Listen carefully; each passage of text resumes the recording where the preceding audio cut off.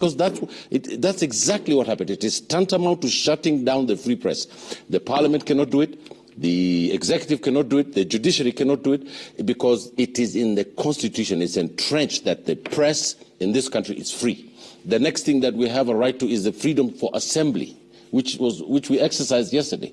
Mr. Owino's blurb on violence is this narrative of the government that's trying to discredit and smear the people of this country's right to assemble by saying that they are going to burn, they're going to pollute, they're going to destroy. And in that way, the government then has a pretext to come up with the public order laws and ban demonstrations because of looting, burning, and bedlam. But we know the discourse in this country is very clear. The goons who come to us to cause this are not from the people. They're the ones who were given those axe sticks the other day and were hitting people on the road. The allegations are that the governor of this county and other people, there's an expose on the media on who was giving these thugs these sticks to go and hit people. It is a cul-de-sac for the government. It is a wrong strategy. It is for them to understand that the issues in which the people are fighting about is their rights under the Constitution, the death, the destruction of our economy. There's no money in this economy, and the impunity of state officers who continue to do things contrary to the Constitution. And the people of this country reject that. And what they want is for the government to respect the Constitution. Nothing more, nothing less. Okay. And Charles, I'll come to you. Senator Manzo, did you notify the authorities of your demonstrations? Where? Yes, we did. We had appointed lawyer Degwa Jiro to do that, and he executed it with precision. And in fact, if you serve the IG, that means then you're supposed to notify all the police stations and that they escort the demonstrators. And in fact, demonstrators need not to be escorted.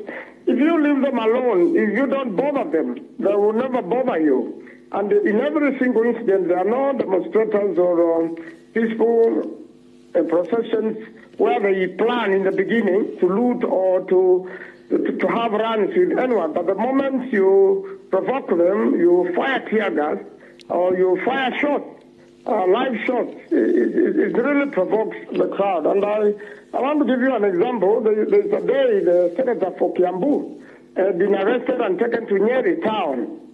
And then, you know, for small time things. And then when we went to see the DCI there, they wanted to extract a statement from him, and under the Constitution, you can elect to keep quiet, and that's what we did. So we were immediately sent to DCI headquarters in Kiambu, where we should have gone in the first place. And when we got to Nyeri town, the crowds, you know, people just stopped us and say they want us to address them. And within a few minutes, the police came and fired a shot to disperse peaceful Kenyans. And I can assure you Kenyans reacted immediately. And they had a very serious run with the police that day. And they were annoyed that that freedom is being curtailed by police. Of course, that was through some order of some sort. They claimed it came from above. So it is politicians who want to make Kenya a police state. And I believe you can easily have, you know, a country without with peaceful demonstration and without a single person dying and without even a single injury or this. So all this is done by provocation from the state itself.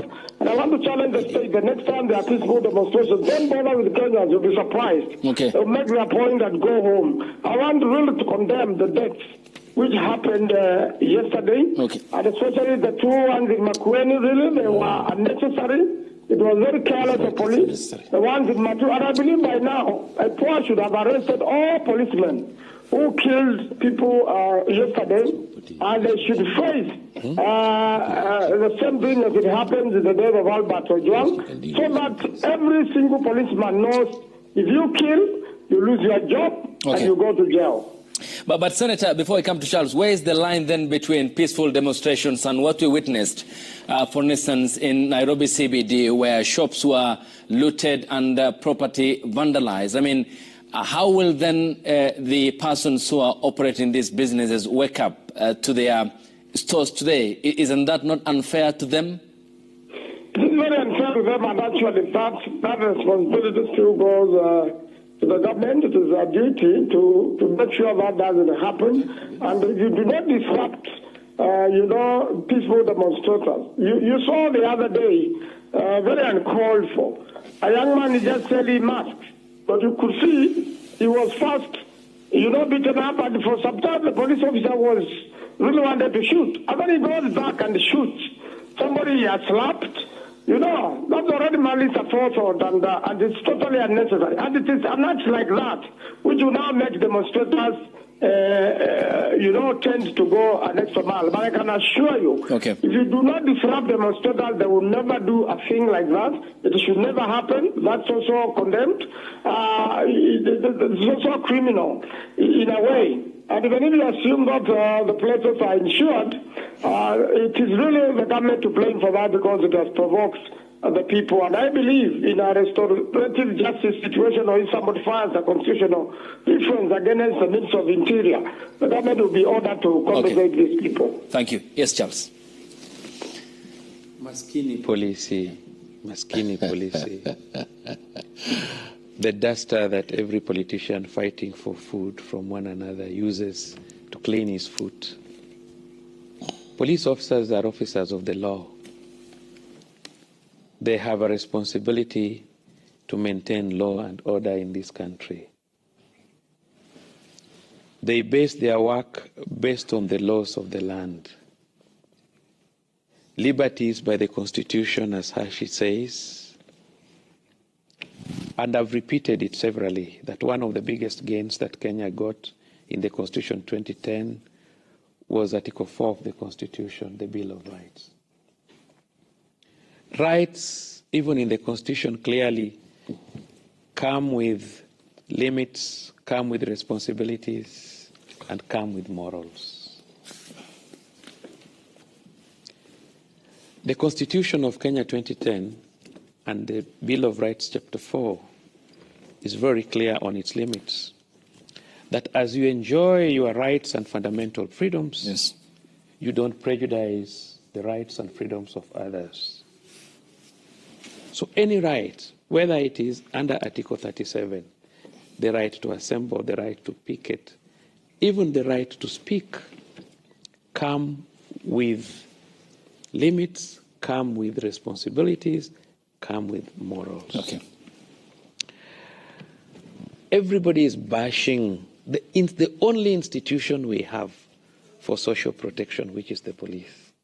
Nobody can mention a single space where the police is subjected to a lot of frustrations and humiliation.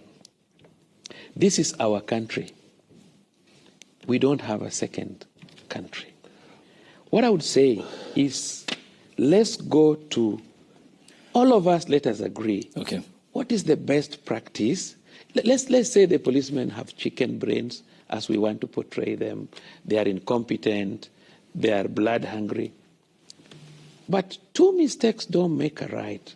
Let us be clear as Kenyans, before even we face the police, that we want to have demonstrations in this country for purpose of agitation, that we are not happy with what the government is doing or an individual is doing. We ask ourselves, how do we manage our public order?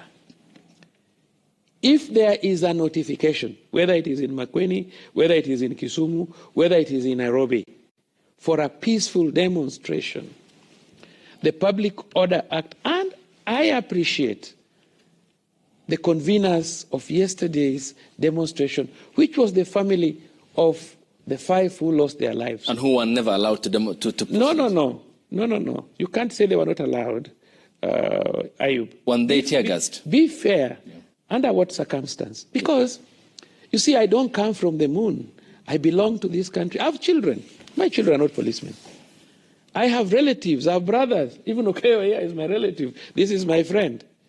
But let us, when we sit here, let us not take briefs for individuals who have interests, who have their own fights on the national case. That's a spurious attack on your colleagues here. Who has a brief on anyone? I've not said you. I've not said you, including myself. Me and Eric are here to what I'm saying. What I'm saying is, Ayub, yes, Charles. Let us go back and look at the law. Okay.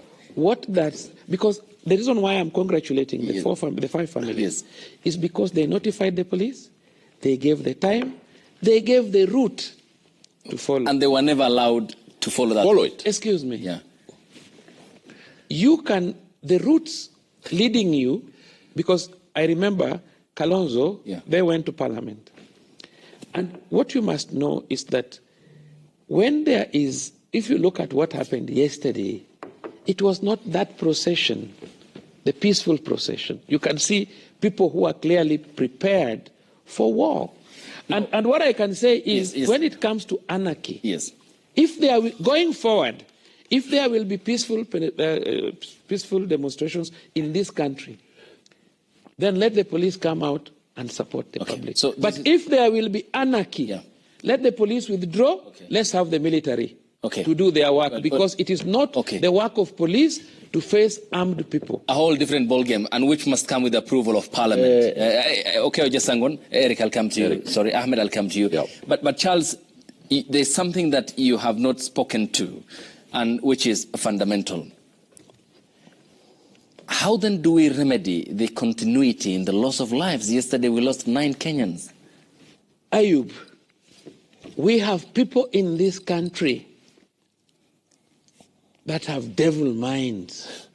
We have people that would want to radicalize boys and girls for their own personal interests.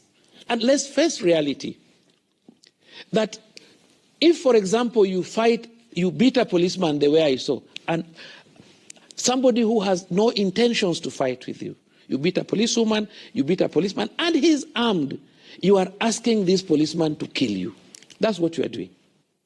And you can't face to lose life. You are going to rob a supermarket. You are going to burn a court. If you look at those circumstances, even if there will be inquest into cause of death, there will be justification.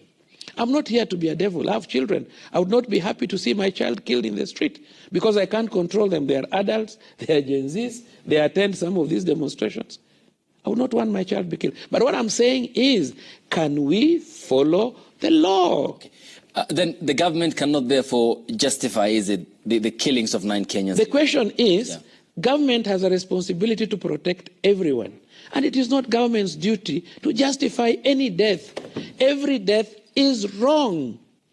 And that is why I'm saying, let us not radicalize our youth. Let us teach our youth that this is the mode of carrying out demonstrations, so that we don't promote anarchy. Ahmed, I'll come to on the anarchy, the military and the radicalization bit on the political end. Eric, coming to you. Fundamentally... Now I've prosecuted my case. With Eric. Yes, he did. Yeah. I'm moving to Eric now. You guys can continue sipping your cups of coffee. Okay, yesterday's move by the Communications Authority, this is a clear move.